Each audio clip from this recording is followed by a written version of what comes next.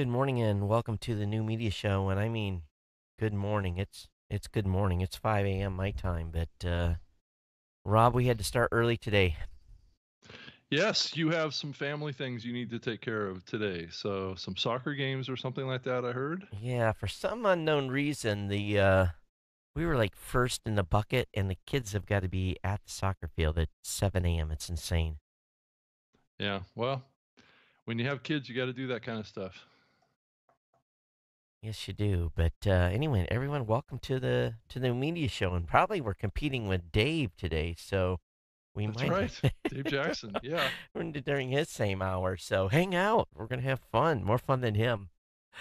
But I don't know. Dave's pretty entertaining. I think yes, he's yeah. I think he drinks about 10 cups of coffee before he He does starts have a his lot of show. energy on his show, doesn't he? And And I'm the one that needs coffee. I'm just drinking H2O this morning. that's hey, same with me. Hey, we're H2O all the way. And the reason for that is my daughter turned 21 yesterday, so we were out and about last night. How should we say, celebrating in the 21-year fashion, drinking too Wow. much. Yeah, Wow. Yeah, I did that too with my daughter. We went out drinking when she turned yeah, in the window of her turning 21. yeah. No one puked out the window last night, so that was a good Well, thing. yeah, yeah, that's probably good. But anyway, everyone, welcome to the new media show. We got some good stuff to talk about today. Lots. I'm telling you, the news cycle is still on hyperspin. It's Oh yeah, amazing how many articles are coming out. yeah. Well, and it's amazing how much new content's coming out too Yeah, because of it.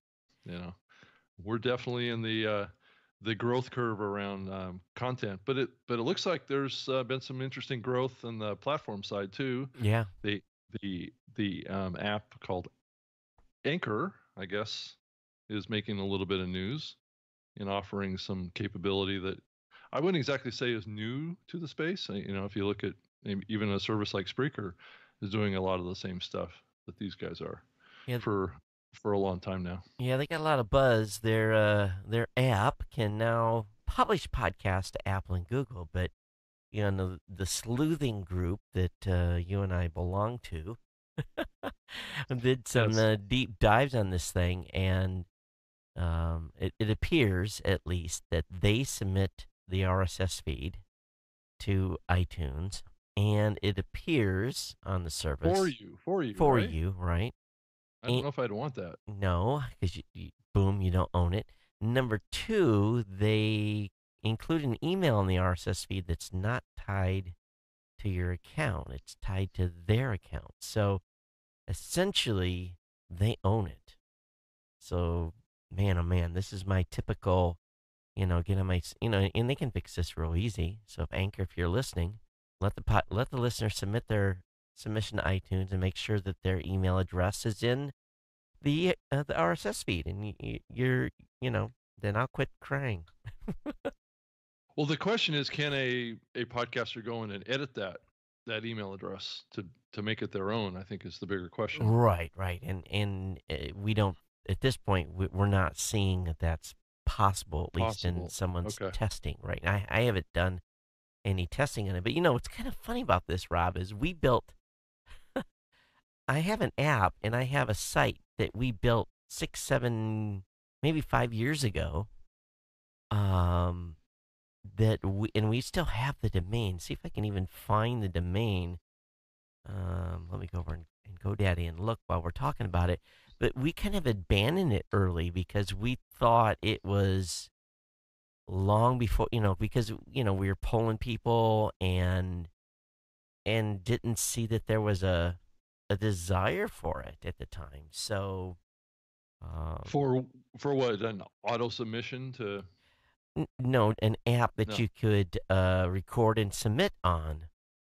Oh, I see what you're Just saying. record on your phone and then just auto publish. So maybe we should have, maybe we should have launched that before. But and I can't remember if that was the exact. I'm gonna look up the main. I'm in the account already. Well, Um, Spreaker does the same exact thing today. I've been doing it for years now. So there's not. I mean, we've kind of moved way beyond this. I wouldn't say that it's an innovative feature by any stretch of the imagination. Now, though the auto submission to Google and Apple, I'm not really clear how that would even work because Apple doesn't allow any API connections to submissions, as far as I'm aware. You still have to have an Apple account. You still have to have a Google account, and you have to log into their particular area and cut and paste your feed into their user interface. I don't believe that there's any way to automate that unless these guys are somehow capturing your account, or they're just putting them all into some sort of an anchor channel. Oh, I'm sure they are. I'm sure they're not. I'm sure they're putting them under a single, if any indication with the email address and the RSS feed, I'm sure they're putting them in a single account. Anchor kind of network page within Yeah, iTunes, you think? yeah, I would imagine so. Through So, their site manager platform? yeah, or they're just using a standard account. Who knows? I don't know what they're doing. Well, But yeah, I would imagine that that would be the only way that Apple would be okay with it. yeah, Really is to have a site manager account mm-hmm, that has like an anchor network yep, kind of thing. I mean, I have the same thing on iTunes for Spreaker, as well as the other network that I'm working with, and you can submit you can add shows to that network page anytime you want. So I would think that's pretty labor intensive for Anchor, though. yeah, yeah. I mean, if they get busy or popular, it's going to be hard for them to keep up with that, I would imagine. Unless they've, you can, I've wrote macros before, so they Yeah. may, yeah, they may have done it with a macro. So the domain I've got was Sendacast, SENDACAST.com. Sendacast was the name of the app we were going to build that we never finished. I got the site, I got everything done. It's funny. Really? Yeah, Wow. it's On ready. the shelf, ready to go at any time, right? Well, the Pop it iOS off. app would need to be tweaked, Yeah. but who knows? Maybe it's time to dust this thing off. It seems to be if it's a thing, But we never really thought that people would record their podcasts on their phone and want to send it straight to. Well, we did, but it was in the early days, so Well, I you know. think, Todd, I think if you think about it, it's not so much a phone recording, though. I mean, a lot of users use Right, Spreaker that way because we make apps that do the exact same thing on iOS and Android right right, now, right. Windows and Mac for that matter. And a lot of people do that. I think as mobile devices become more capable, and you can plug in USB microphones to them, they can become just like a computer recording system, and then you just publish through Yeah, those mobile devices. A lot of people don't even really have full computers anymore yeah, makes to do sense. this, and they would prefer just to use the device that they have instead of going out and buying another device when they have a perfectly good one in their pocket. The iPhone is a fantastic audio recording device, or an iPad, or I mean, I'm using a Surface tablet to do all the podcasting, or most of the podcasting I do these days. So I think that we've got this transition a little bit away from desktop type computers to do podcasting, and I think that's part of this trend. Well, maybe it's time for us to go pull that code off the shelf and hire an iOS. Probably do, Todd. Yeah, hire an iOS developer to update the app. It's Hmm. it's so far behind; it would have to be probably redone from the ground up. I mean, it is pretty basic though. You just have basic recording capabilities right in Yep. the application, and then you just have an auto publish that pushes it up to your RSS feed. Rob, you know Uh, you know what would happen if I put this like in an email and sent it to Angelo? You'd freak out. No, his brain would simply explode. He he would it would result in it would be like the Death Star evil look, that down and It's looking like, sideways Todd. like. It's like, yeah, yeah. The head goes twerks this way. Yeah, Is that I what you you're know I saying, don't have Todd? I don't have 20 developers. I guess I got a small dev team. Yeah. So that's part of it too. So if I had Hey, unlimited devs. hey, Todd.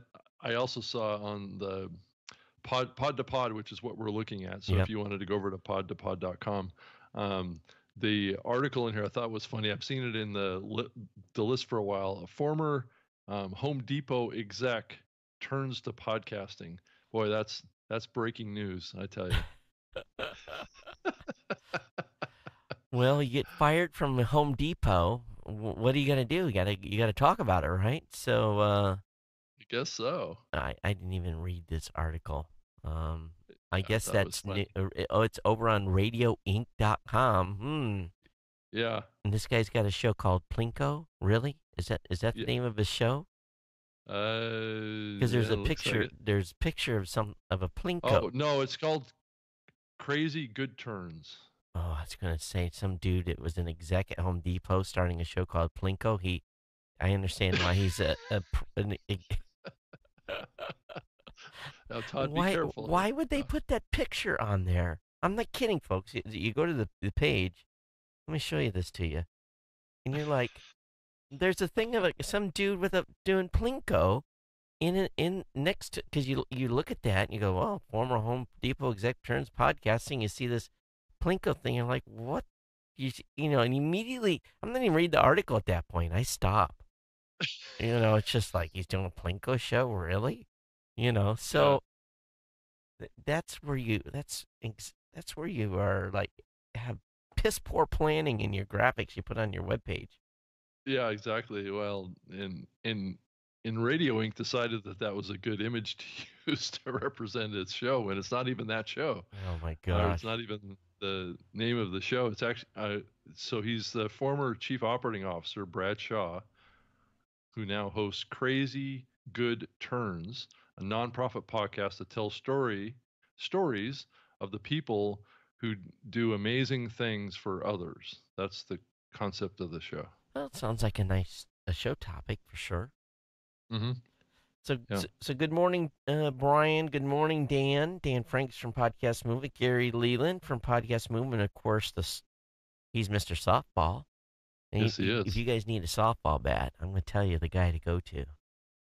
And that's Gary Leland. He's got every bat known to man in his store. So he's a Renaissance man, Yeah. And Clinton, hey Clinton, welcome to the show today, everyone. Thanks for being over here. So yesterday was my step off the deep end there, Rob. Uh-oh. Yep. What'd you do now, Todd? The season has started again. The seasons of my insanity. Oh, that's right. The podcast awards. Yeah. The season Good luck with that. My season of insanity. So but so far, the new site is I have to hand it to the Tim and the team over at One Technologies. Everything's working. It's good. That's good. So, and let me see if I can show the audience here. It's pretty simple. You go in and you say, nominations are open. They have to do a little quick sign up form. If they have an account already, that they log in.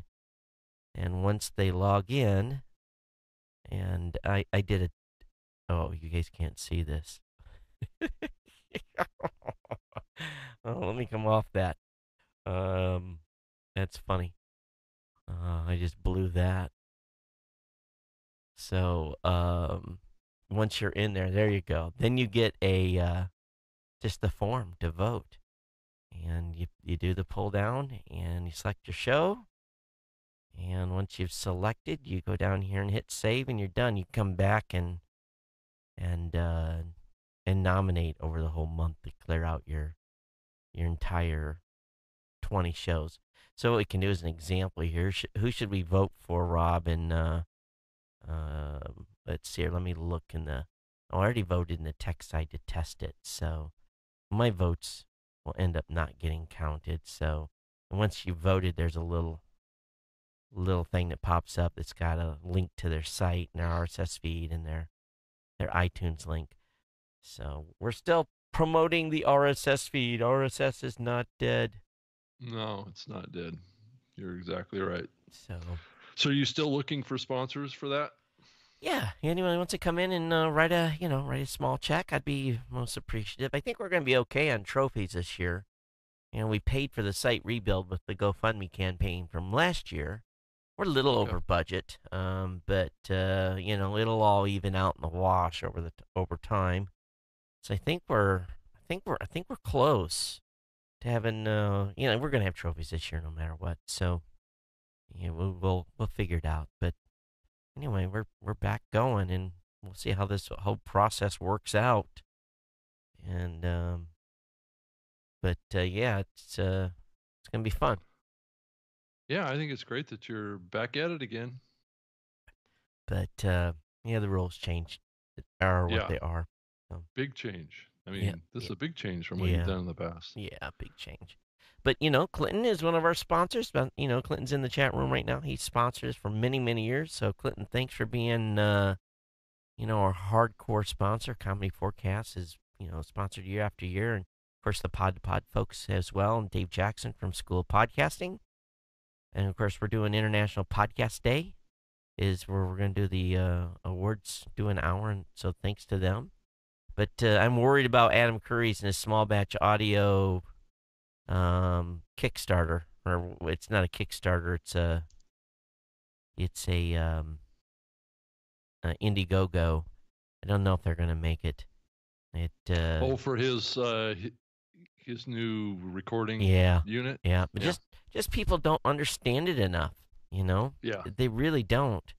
And if they really understood what this thing does and the power behind this thing, he'd be sold out. But the price point, it probably scares some people. But I understand what he's done here. But most folks just really don't have the full insight on what's been what he's stuffed into this package. So did you order one? of course. Okay. Yeah. Yeah, I was just curious. And I mean, so he hasn't actually made one of these yet. Oh, he's got the prototypes. Their engineering's done. So they had to do the Indiegogo just to let's see where we're at dollar wise. Let me bring it up. We're at $82,000 with 11 days left and $500,000 the fixed goal. Wow. So unless things really happen in a hurry here. And be honest with you, I just, of course, a lot of people have no idea who the hell Adam Curry is. That's part of the problem too. Yeah. And well, he's been podcasting, but he's really been in the background for many years now. Yeah, and he's stepped up and he's trying to get out a little bit. And, he even mentioned on his own show, he went somewhere and they said, Adam who? Yeah. So, but the Podfather here, I wish this would have came to success. Now, the reason, Rob, that in all disclosure here, that there's several of us that have signature editions. You've got the John Lee Dumas signature edition that sold 0. You've got the Podcast Movement one that sold 3. You've got my version that has sold 6. You got the Dan Benjamin version. It sold 0. You have the Brian Bushwood version that sold 2. So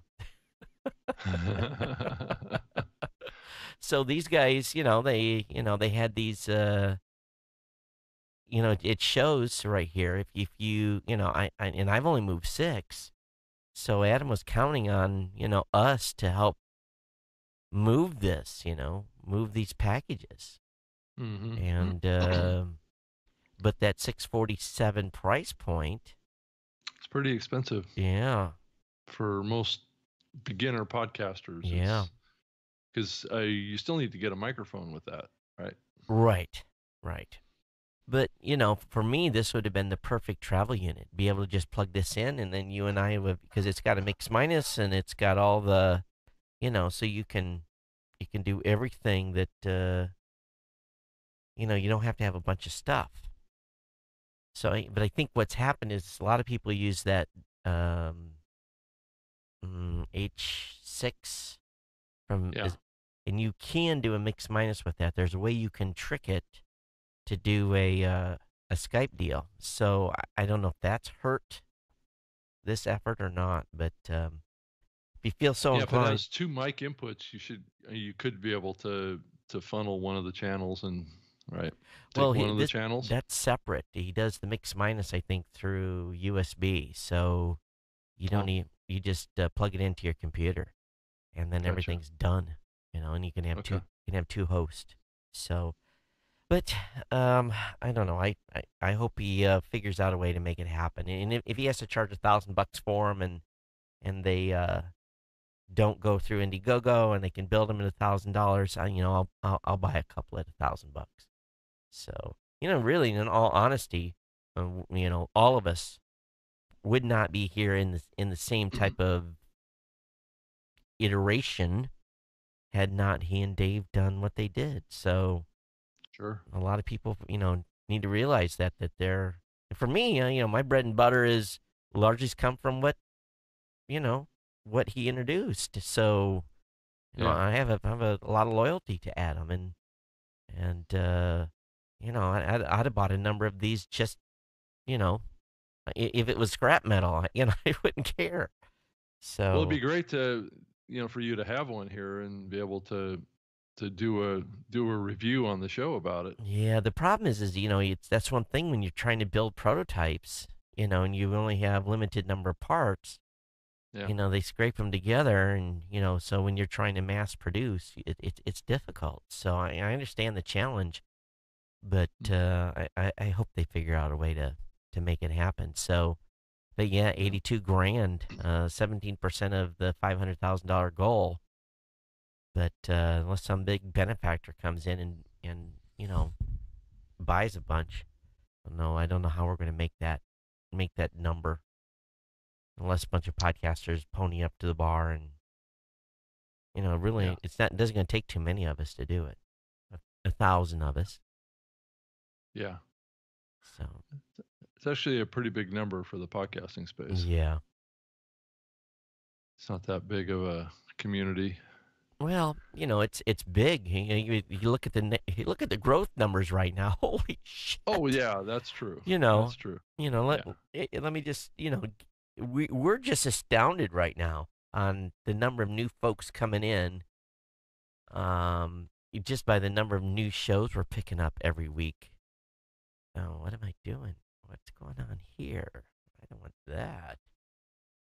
Uh, let me get. Yeah, it is growing. I mean, we're seeing big growth too. Yeah. It's a good time for podcasting right now. Let me No look. question about So yeah, and it hasn't updated since last week. 408,790. The script hasn't run. The scraping script hasn't run. So, you know, that's not active, of course. But it wasn't a year ago I was just breaking 300K on that list. So Yeah. Yeah. that's wow, wow. Yeah. Todd, did you see this other article linked from Pod to Pod about packaging design for popular podcasts? Packaging design? Yeah. Yeah. No.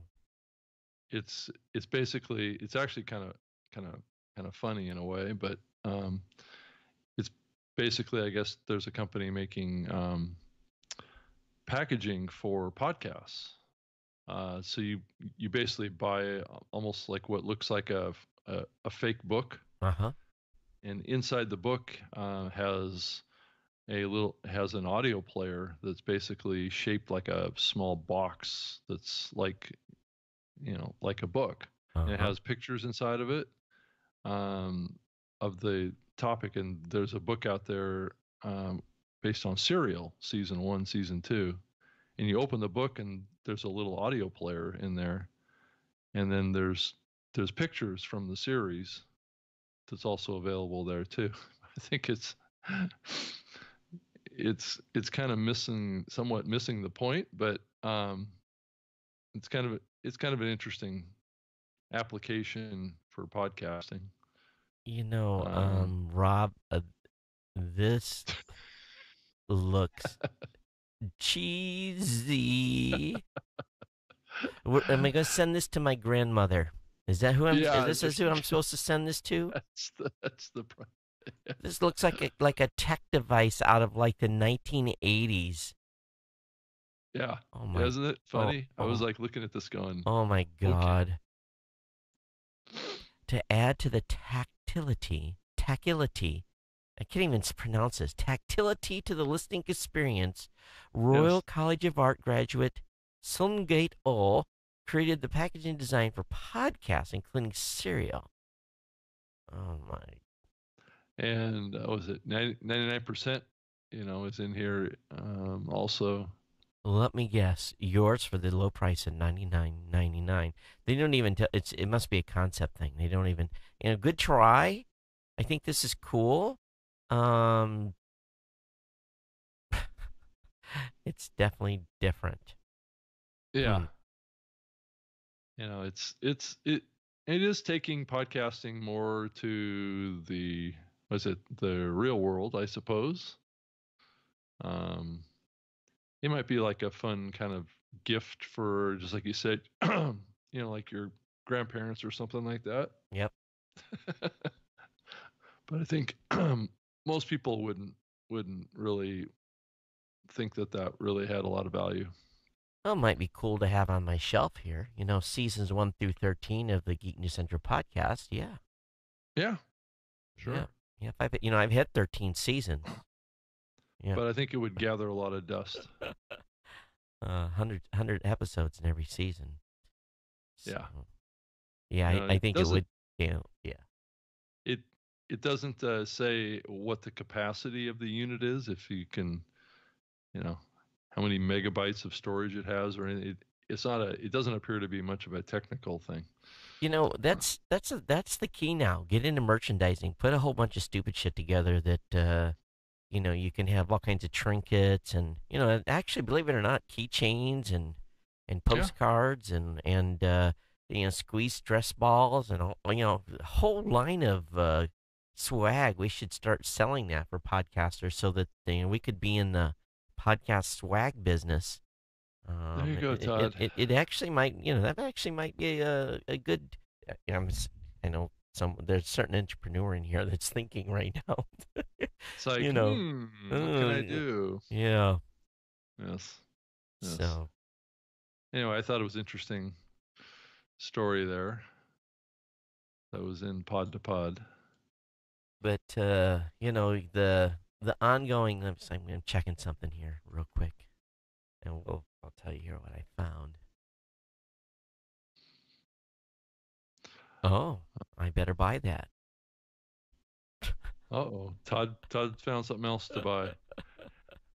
One thing that we haven't mentioned yet that is never a good thing to talk about, but there's a somewhat of a podcasting service that shut down this past week. There is. Yes, sad story. We both had fairly close relationships with the folks that ran this service. It's Clamor. Yep. And, They shuttered this week. And I talked with the Clamor team. I don't know if you did too, as well, Rob, but you know the we were trying to figure out if there was a way we could do a deal with the Clamor team to try to Yeah, save it's same Clamor. with us. It's the same with us. Yeah. Yeah, and in as much as I wanted to, I just couldn't figure out. For me, let's be honest, ladies and gentlemen. I have to, when you're looking at making an acquisition, there has to be. I got to figure out what the upside is financially. Down the road, and I got to figure out, okay, if I'm going to spend X number of thousands of dollars, or do some sort of deal, how do I, how do you, basically make that happen where you can profit from it, and Yeah. it was hard. And they were really worked hard to try to do a deal. I'm sure they did with you guys as well, right? Yeah. Well, and I mean, it's tough because um, I was always worried about this service, that it was more of a feature than it was a company. You know what I mean? I Yeah. mean, and as it turned out, where they got traction was more as a feature than it was as a revenue generating company. I was thinking over time that they might be a short content publishing and distribution platform is what I originally kind of recommended to those guys to think about. Um, a short form kind of distribution platform as well as publishing platform. But I'm not sure that kind of limitation was really was going to work either. So, I mean, you and I both know that adding a clamor type functionality to any of our platforms would just be a feature. It wouldn't be Right. a standalone revenue generating opportunity. It's not like something that we could charge extra for having this capability. And I think that's ultimately what they ran into, was that their service wasn't really a standalone. It was a feature. So And there was always just, it felt like one too many steps to do the share, and that was part of it as well. yep, And we went and, I basically talked about, and they built their system on a piece of infrastructure that really wasn't even in our, if they had built on a certain way in a certain platform, it would have been an easy integration. But the way they built it, there was really no easy integration whatsoever. It didn't even, yeah, it wouldn't even have fit into our stack real well.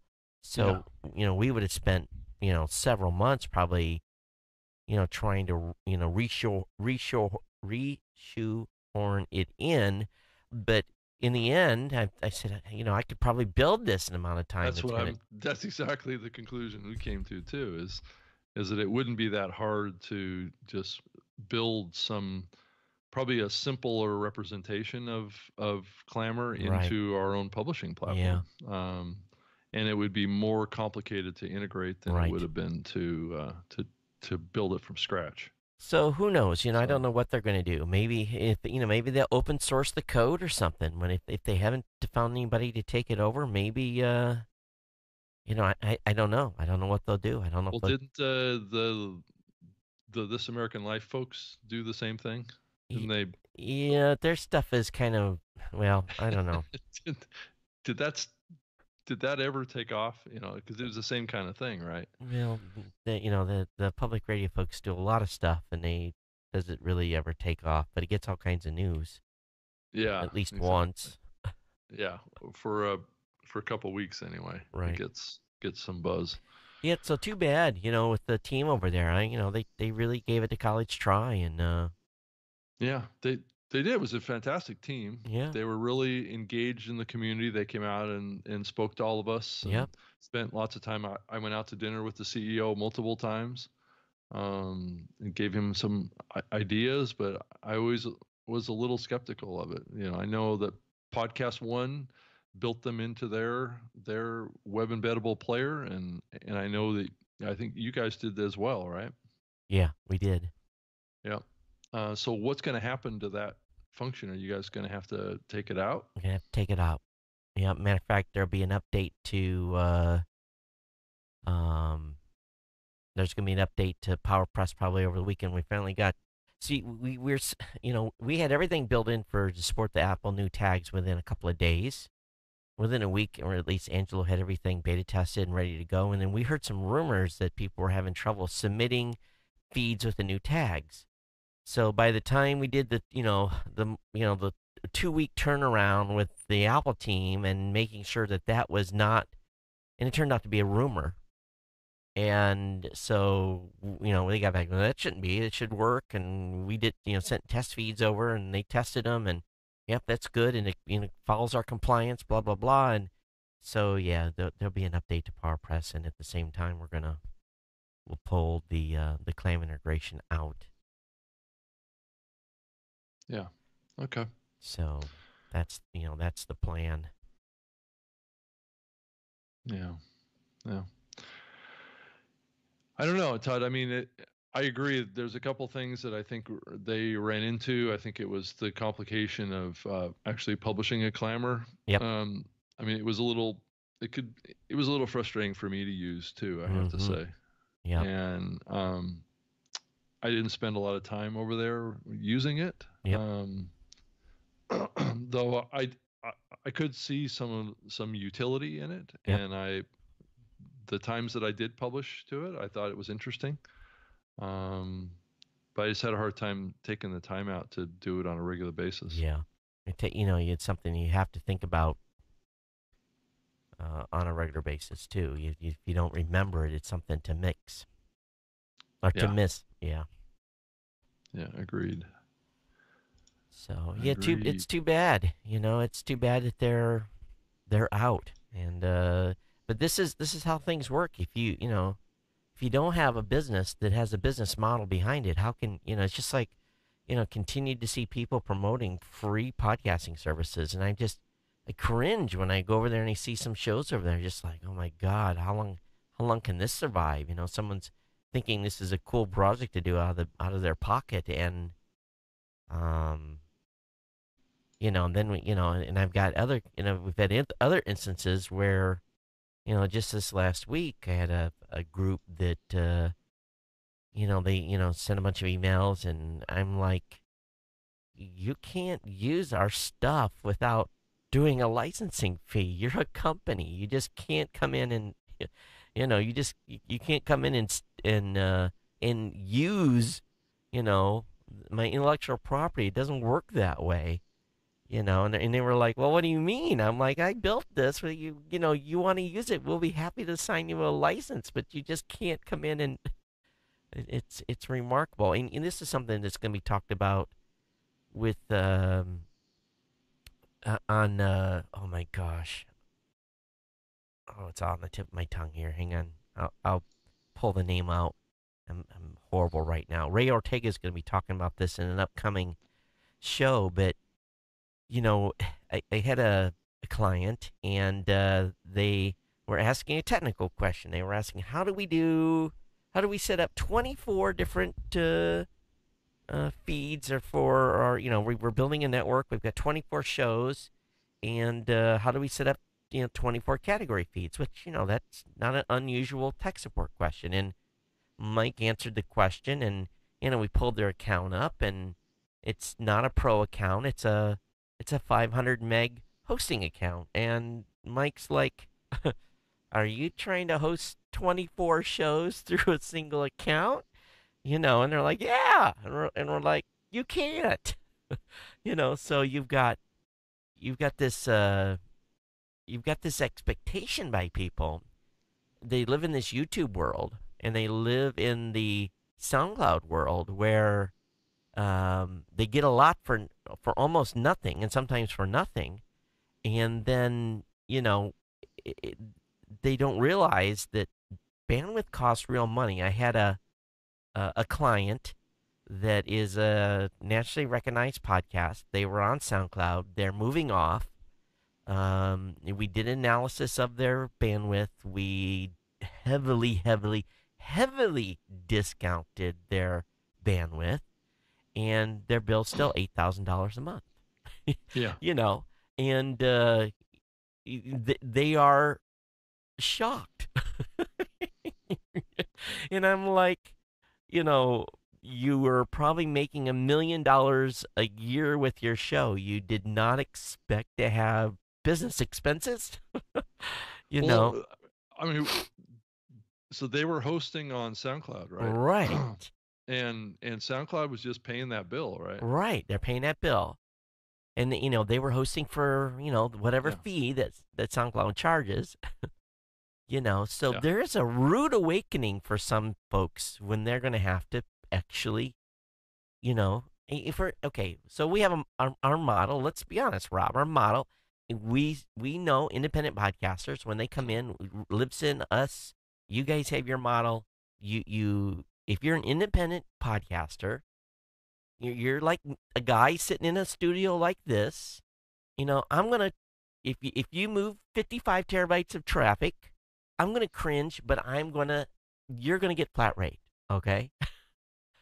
And that's just the way it is. If you are a commercial show or you're a network, sorry. And a commercial is like radio, a company.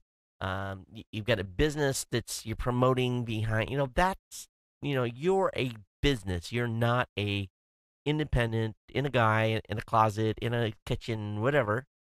You're a business. You you're a business. So you go on pro, and it is because I can't support a guy that's coming in and using $8,000 worth of bandwidth on a $40 a month hosting plan. It doesn't work. Yeah. Yeah. Now, the dude that's the independent podcast creator, and he's using $1,000 worth of bandwidth, well, I eat that because and it's on the $40 plan. That's my business. I have to scale out and be big enough to be able to support those types of guys, right? But Todd, there are situations, and I think there are quite a few of them out there where those businesses, like you say, that create podcasts, they're not going to do any better in their distribution growth than an independent podcaster. That's true, but that happens as well. We see a lot of that too. That's right. That's right. So I mean, if you're coming over from like a SoundCloud and you're pulling, like you said, if you're pulling 1 million listeners or something like that, that's a whole different ballgame. That's a whole different ballgame than pulling, like maybe 3,000 or 4,000 or even like 40,000. Yeah. Okay, so 40,000 listener show. Okay, it's some bandwidth, but I'm not going to go. I'm not going to have a coronary over it. Yeah, I mean, if you're paying $8,200 a month worth of bandwidth at a good CDN price, you're moving a lot of bandwidth. You're moving a lot of bandwidth. That's a lot of bandwidth. That's a lot. Yeah, so you need to either look at one of two things. You either need to look at your encoding bit rate. That'd be the first thing that I would do. I mean, if you're putting your show out at like 256K or something like that, you might want to consider cutting that back to like 96, and that'll drop your bill like almost in half. Yeah. So you just you need to look at those things too. I'm sure that SoundCloud wasn't pushing that show out at 256, but I don't know. So and they were looking at. We had basically their. Yeah. It and when you do when you're talking, so to have an $8,000 bill, it's lots of terabytes, not gigabytes. That's as much as Adam Carolla paid for his bandwidth, if that tells you anything. Right. And Adam Carolla is 250, 300, 400,000 listeners per episode. Mm-hmm. Yeah. So yeah, so it is what it is, and again, when someone comes to me and they have to move that type of traffic, I mean that's why I said heavily discounted the price of the bandwidth, because they can quite frankly they can go to a CDN on their own and negotiate their own bandwidth. Yeah, that's right. And once you start getting up into those numbers, you can go direct if you want to. Right. It's just getting the publishing tools that you need to connect to it. And I have economy of scale. I'm already got a CDN, and I'm moving massive amounts of bandwidth, so I can go and getting rates at a much lower rate than he could ever get. Right. Yeah. So I can go back and I can say here's a price. Here's a price that you probably can't negotiate on your own, but I can give you because I've got economy of scale. We're going to work with you. And at some point, they'll get to a certain point of bandwidth, and they can do their own deal, Yeah, and I don't think a lot of people quite understand how CDNs work. So this is probably a good conversation for anybody that's building a larger show. Is that working with Todd, your network or Spreaker or Libsyn or whatever, is that we're moving huge amounts of gigabytes per month. Let's use terabytes, thousands of terabytes. Yeah. But just to be clear, we all pay based on gigabytes, though. Right, on a per gigabyte basis, right? Yeah, exactly. Yeah. So per gigabyte basis is the monetary factor. Yep. But yeah, if you're turning terabytes, that's 1,000 gigabytes. Right. Is 1 terabyte. So I mean, between you and I, or you and Spreaker and Libsyn, we're probably I don't know what those numbers are, but they're big. they're they're big. Maybe a billion terabytes or something. Who knows? Yeah. So it's Uh, so big we don't bill it on a credit card. We do a bank transfer. yeah, The CDN bill does not go on a credit card. The credit card would bounce. yeah, yeah. Credit cards typically don't go that high. Yes. So it's a bank transfer. They send us a bill and we initiate a bank transfer. Yeah, exactly. Or So, write them a check. but those per gigabyte fees are in the pennies, right? So, it's and it depends on your scale. If you're Right. pulling 1,000 terabytes a month, which is quite a bit. That's a lot. And I was playing around in that range when I was working at Podcast One. So we had other networks, and I was actively going out and trying to recruit Oh, other big networks to come in on with me on that. yeah, because you So can scale it. yeah, so we could knock off a couple more pennies Right. per gigabyte Yep. if we can get our scale up to like maybe 2,000 terabytes a month or Right. something like that. Yep. So it's all a game of scale. Scale. And you start looking at guys like Google and Microsoft and That's why Facebook and those kind of That's folks. why Google puts their own fiber in. It's cheaper for them to put their own fiber in the ground. Yeah, exactly. And that's why it's fine for Google to host all the podcasts. That's why it's okay for them to capture your episodes and rehost them, is because they're paying such a low rate, and a lot of their bandwidth is actually free because they have these nodes out there that will go directly. Right. So they're not having to pay another company And they have to peering test their. relationships too. So Correct. yeah. Correct. So they're able to get much lower bandwidth rates than even Todd and I can get. Yeah. Um, But so but going back yeah, to this show that had 24 shows, I'm like, okay, you have to move to pro. And she was already out of space. She didn't have enough room, 500 megs really a month for 24 shows, and that wasn't going to work to begin with. Even 1,000 megs a month wasn't going to work. So, so you got to move to pro. And they said and she was yeah. like, well, I'm going to go somewhere else. I'm like, okay, that's fine. Here's what you're going to hear from them as well. And so it's we're happy to take care of the podcasters. We're happy to provide services for it. But if you're a business, and you're building a business and you have a business and you are, Building a really successful show. Yeah. yeah, understand there's a thing that's in a accounting line, it's cost of doing business. And it's a expense line, and it doesn't have to be a big one. you know Yeah. And if you're not, if you're pulling that kind of scale with your show and you're not monetizing, then right, and they that, are. and that's a whole nother issue for that show, is they better start getting their advertising program together fast. But there's a rude wake up call coming here. It's and it's for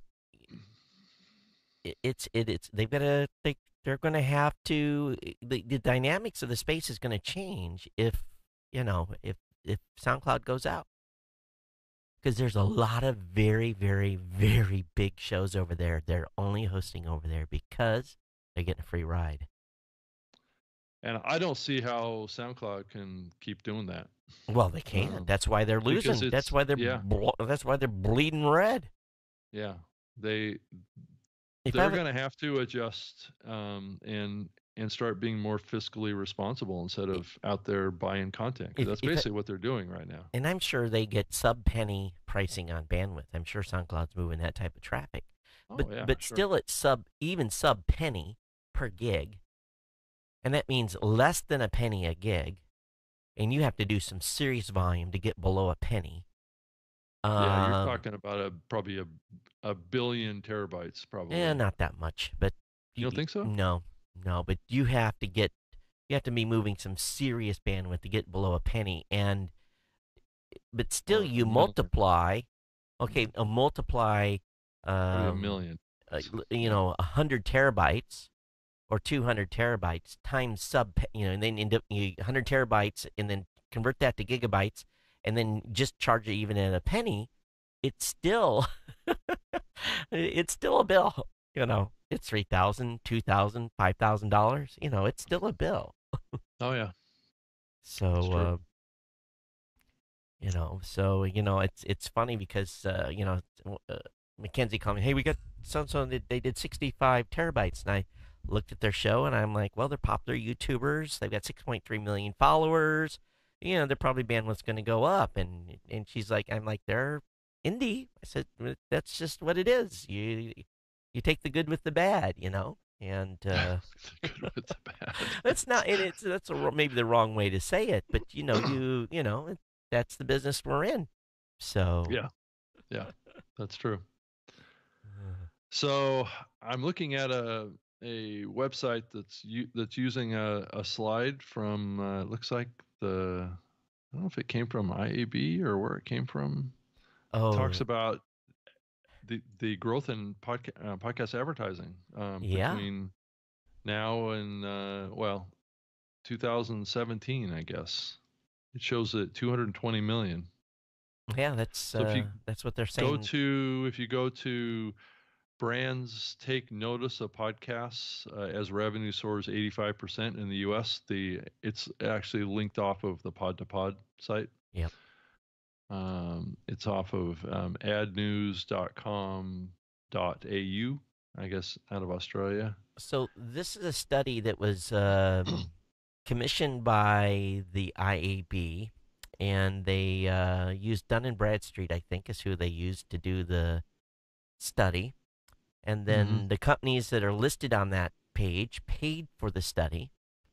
So who was that? So if you go up to, in the PDF, if you're on the actual PDF of the study, there's page 2, I think, of the study shows who paid for it, if you've got the actual slide deck. Okay, let's see, full study, here it is. And Midroll and a number of companies, Podtrack, paid for this. I know how much it costs. I can't say how much that study was, but it wasn't inexpensive. Wondery's in there. Yep. Public Media Marketing, Panoply, Midroll, Acast, The Authentic Folks, Gimlet, How Stuff Works, and Market Ingenuity. Yep. Which is Sarah Van Mosel. So they funded the study. Then what Dun & Bradstreet did is they we filled out a survey. Every company that's part of the IAB, and I think they even went outside, we went in and basically had to answer a questionnaire that basically self-reported our advertising numbers. So they said they took it from the top 20. So I don't know how many companies they got to participate. I think 20 about covers everybody. And then they took those inputs based upon current revenue, what we're seeing in this quarter and so forth, the previous quarter, and they were able to project out to $220 million. I honestly thought it would be higher. The math I had done internally, I thought we were over 200 million last year already, but that doesn't seem to be the case according to this study. But I looked at this study, and there's a lot of accolades, but not a lot of meat. There's like 3 pages of meat on this thing. Yeah, it says that the podcast advertising revenue increased steadily, growing at 228% on a quarterly basis between Q1 2015 and Q4 2016. So it's growing pretty steadily during that time frame. Do we have any numbers coming into early part of 17, Todd? It doesn't seem I think the numbers we reported, and I'll have to go back and look at the emails, but I'm pretty sure I did that at the end of 16. I don't think I reported 16. any 17 numbers. Any 17? Okay. Yeah, and I might be wrong, but we didn't actually talk to anyone. We just did the online survey self-reporting stuff. So, and if you guys didn't, Rob, then you guys weren't included in this. So No. Well, we're not really playing much in the advertising game yet. okay. So soon it's coming. But one interesting slide in here was the direct response campaigns Right. decreased from 2015 to 2016. Yep. So that means that more branded advertisers are getting involved in the medium. Yep. So, and also, I do know that Geico. well, I haven't heard no Geico ads yet. And they might be out there, but I haven't heard any. If you guys hear a brand advertisement, please point me at it, because I'm trying. Yeah, when I was working at Podcast One, we had brand advertisers would come in. Yeah, so like the oil brand, the STP oil brand, that kind of stuff. Those folks would advertise on our wrestling podcasts. Yeah. Hey, Nancy. And I've heard people say, even mid-roll will tell you that they probably have had maybe in their portfolio, and they may not get campaigns on a regular basis out of them, but from anywhere from 25 to 40 different brand advertisers are testing around, playing around with podcasting right now. Hey, Nancy, in the chat room, we talked about Anchor at the beginning of the show, so sorry, you'll have to go back and re-listen to that segment. So, yeah, on these dollar amounts, it's here's the thing, it's good that the numbers are increasing the way they are. If the trajectory stays at 19%, that bodes real well for the trickle down effect for all podcasters. Mm-hmm. And and we start.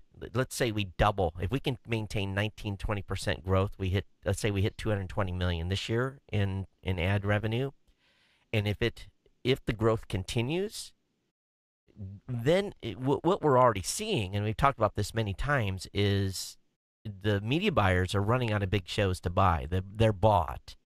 Mm-hmm. We have some big shows that are sold out for a year. You can't buy an ad one in them for the next year. They're sold. They're locked up. They're locked up. They're sold out at great rates.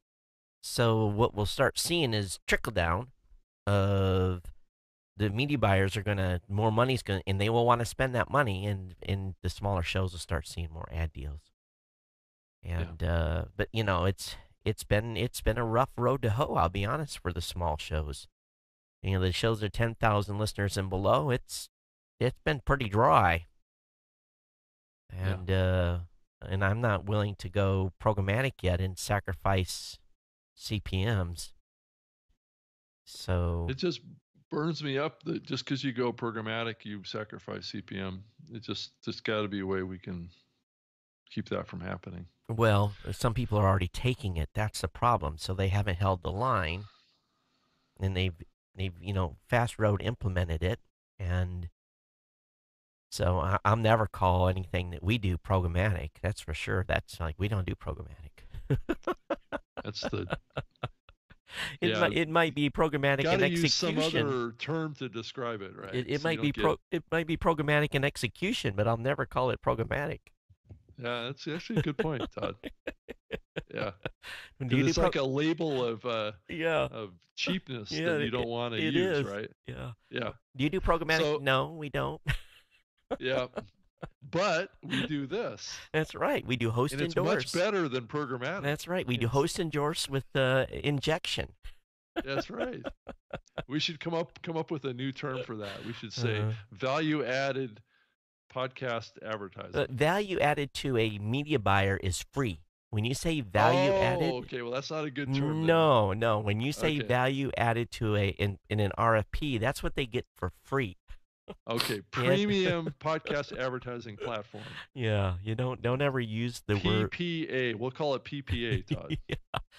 And by the way, I am the owner now of the domain podcastswag.com. Awesome. Oh, well, I don't know why. I also noticed one of the other slides in here that was really interesting, which is, I'm not sure how you're going to feel about this, but from 2015 to 2016, it looks like pre-produced ads grew in the podcasting space versus host reads.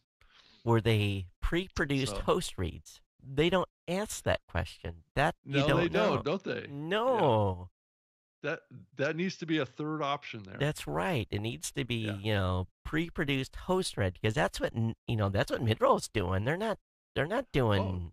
that's actually really smart. Yeah, I've been pushing that for a couple of years now. and, That's the direction we need to go. and a lot of people are doing that.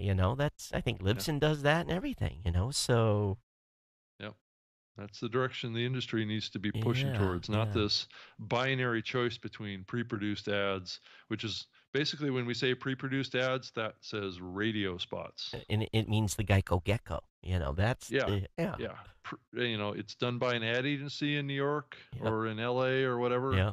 And they upload it separately from the show, and you have no connection with it as a host. Yep. All of a sudden, you listen to your podcast, and there's a baby diaper commercial in there. That's right. And then the host reads is at the complete other end of the spectrum. That's right. Which is typically linked up with direct response advertisements. Right. Actually, the pre-produced spots are typically more branded spots. Yep. But I still laugh. We got to have dynamic ad insertion. Yeah, everybody wants the dynamic ad insertion. Everyone does it, and then I say, let's go, get in a GoToMeeting session. Do one.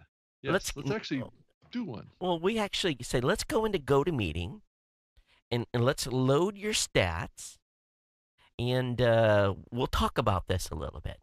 So I load their show up, and I bring the stats up, and I go to an episode trending line. I do this every time, and I don't even have to look at the show. And I go, let's look at your trending. Let's look at a show that was released last month. And it goes, this is what it does. Up, down. And, and I'm like, I said, well, over the last week, that show has acquired 8, 9, 10 downloads. I said, do you want to rebuild your show and put a new ad in here and incur the cost to dynamically update that for 10 people? 8 downloads. For 8 downloads. That's the dirty secret no one is willing to say. No one is willing to say it. Some people, I got long tail. Okay. There is only, in my mind, I know of about 10 shows. And 9 of those 10 shows are on one network that do long tail incredibly well. It's the Quick and Dirty Tips Network. They do. I had a feeling you were going to say. And okay, if someone else has an example of a show that does, if your show has long tail, and let me quantify long tail. If you get, if you get 10% of your, if you get 5%, if you get 5% of your first month's worth of downloads in month 2, you need to send me an email. You have to get at least 5%. So if you had 1,000 downloads in month 1, and you got month 2, you got 50 on that show, and there's probably some folks out there who get at least 50. So maybe that's not enough number. But majority of podcasts will not even get 50 additional downloads in month 2 from an episode released 1 month ago. Wow. And just go look at your stats. You just go look at your own stats right now. And if you're saying you've got long tail, you don't have long tail until if you do 5,000 downloads in month 1, and you do, let's say at least 500 to 1,000 downloads month 2, month 3, month 4, month 5, month 6. That is long tail content, and you better be rebuilding your content. You need to rebuild. But the majority of folks don't need this. This is you got to have a dynamic ad insertion. We got to change the ad out. No, you don't. For 90%, you don't. Yeah, and that's not entirely the only reason to do dynamic ad insertion. Well, I understand. Yeah. I mean, it is for many that are trying to monetize their archives. But most networks don't have 2 or 3 ads to layer in a different Yeah. a different ad for a different listener. Now this study that we've been talking about from the IAB, revenue by delivery mechanism, it actually charts out the exact topic here, which is it contrasts dynamic ad insertion growth from 2015 to 2016, and it does show almost a doubling of usage. It grew 51% based on the data that's showing here, as opposed to baked in host reads. It went from 37%, and this is dynamic ad insertion in 2015 to 2016, 56%. Right. And I'm not surprised about that. And it can be utilized for current shows too. I mean, Right. a lot of the folks that are using this are using it primarily for branded ads. Yeah. There's like we said, there's some folks like midroll, and there is a movement more towards dynamically inserted host reads, which basically integrates these two together. And that's probably why you're seeing that growth there, because it doesn't break out a third item, which all these studies need to break out a third chart item here. But yep. I don't know why they're not doing that. I don't know. So Daniel's looking at his stat. So the first example I have is him proving me wrong. Daniel's got a show that yeah, he does. He's got a show that should get good long tail. Yeah, it's the same with my Spreaker Live show. It actually gets pretty good downloads for a couple months afterwards. So I'm not saying it depends on the format of the show. If you're talking about topics that are not timely, and they're topics that people over a long period of time have an interest in learning about, and you're not talking about current events, those are the type of shows that typically have a little better long tail. In a keyword there is a little bit. Yeah, it's not huge bit. No, not a huge bit. If you have a huge bit, you got a winner. And as a matter of fact, we need to talk. Well, and honestly, if you look at like a Serial, or you look at some of these storytelling podcasts, like We're Alive, that series that was done, many years ago, continues to be a popular series today, and those are huge candidates for monetizing archives. So but it's like an audiobook. And if you're good, and if you're good at making long tail content, man, you have a skill. And let me just tell you, if you're good at it and you've got good long tail, man, congratulations. You can get hired. You can show proof of several shows with great long tail. You'll go in there and have that on your resume, and in some of these places that are doing production right now, that's what they're all looking for. They want shows that have great long tail. And I think that I think in many genres, I think it's possible to have content that it has great kind of long tail. I think it depends on a little bit on how you produce your show, and really how much of an expert you are in your particular business. And maybe I think a lot of people tend to produce content that's more newsy or more current events. Yep. Type content, which typically burns out fast. But if you get in there and you start talking about, sharing your expertise, and you are in the a particular expert. business, yeah. About tips on how to do things, and how to, and really add value to people's lives, and not be, very current eventy, right? I think those are the type of shows that tend to be a little bit more evergreen, right? Mm-hmm. So kind of a yellowish green, not a full green. Yeah. So anyway, that is, and we've talked about this many times on this show. So, and I've talked about this for years, and boy, people hate it. They really get pissed off at me when I talk about this long tail thing, and it's not what they want to hear. No, it's not what they want to hear. It's the absolute opposite. But again, if you are good at it, you've got a talent there that's sellable. Let's be honest. I know my content burns out. 96 hours is done. That's my tech show. Well, that's all you do. You Yeah. talk about current events. You Yeah. talk about the news of the week, twice a week. So makes sense. Okay, so Daniel says episodes from May 3rd, 2016, 6% in 4 month, under 5% months after that.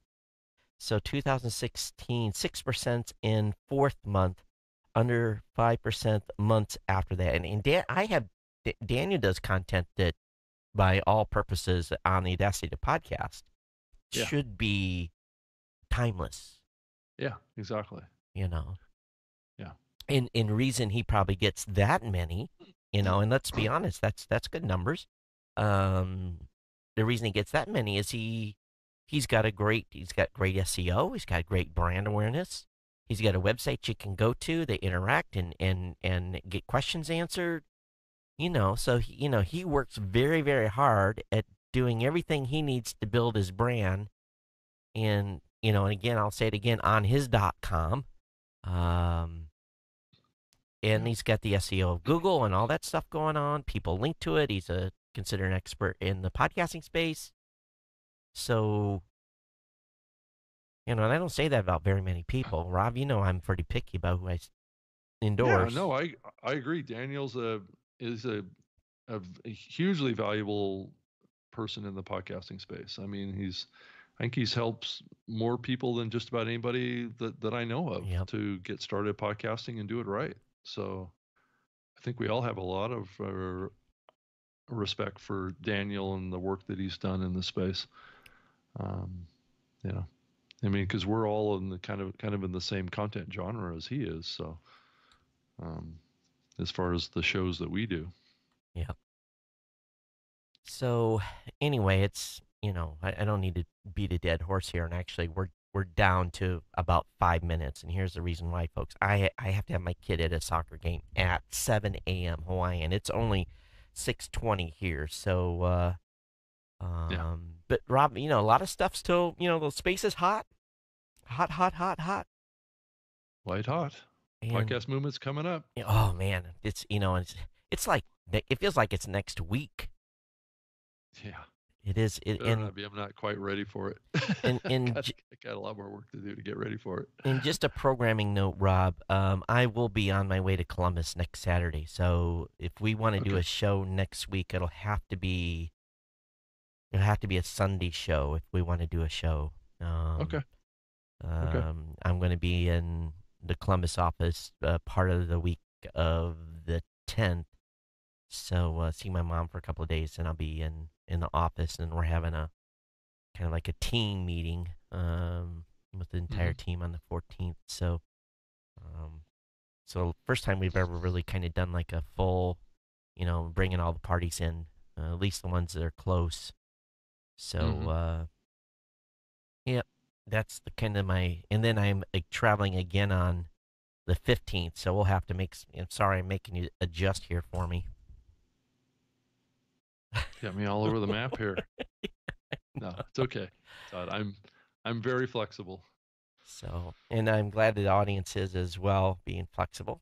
And we got a good crowd in today. And hey, I have to say something about YouTube. I'm having huge issues with YouTube, and let's see if it's held up today. See, I had to lower the yeah, it's complaining today. It's complaining about the resolution today, and not the resolution, but even the speed that I've done bandwidth tests. It's something on YouTube Live. I've had huge issues with their live stuff recently, and I don't get it. It's today. It's just wanking at me about the because I had to lower the video resolution because it was like failing. So Facebook has no problem. They're on the same exact bandwidth path with 20 megs up, and I don't get it.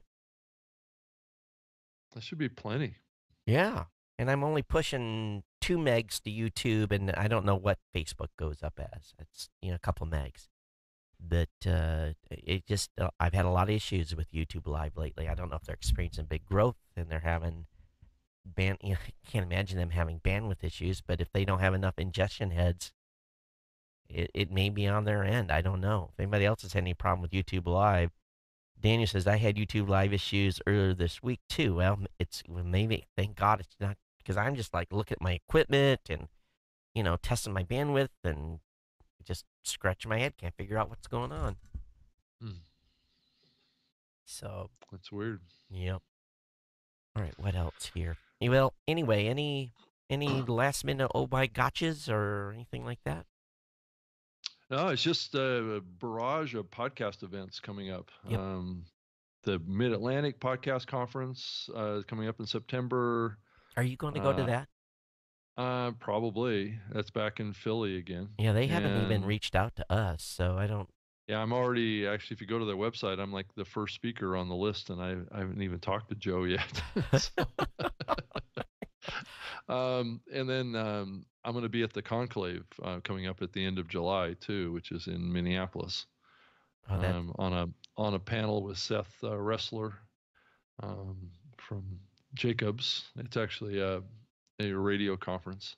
So yeah, we're going to be at Podcast Movement, obviously. Then we did decide to go to FinCon, so we're going to go to FinCon. I'm probably going to wind up going to FinCon too. So I don't know if it'll be me. Sending me to FinCon's kind of like putting me in there with the sharks. They're going to feed on you, Todd. Exactly, they will. So, but and the thing I like about I'll be honest. I will say thing about the FinCon folks. They have got a reasonable package, and it was something I said, yeah, we can fit this in the budget. We can do it. As compared to the LA Podfest, yeah, it's like more than going to Podcast Movement. I was just like, yeah, I don't think we're going to wind up sponsoring that. So I'm like, exactly. Wow. It's a little too rich for rich. For like bounce a credit card like 5 times. So it's almost like paying another CDN bill, right? Yeah, it's like okay, it's too expensive, guys. You want us to come? That's too expensive. It was too expensive of an event because it's if you bring in 1,800 potential podcasters, it would be a stretch.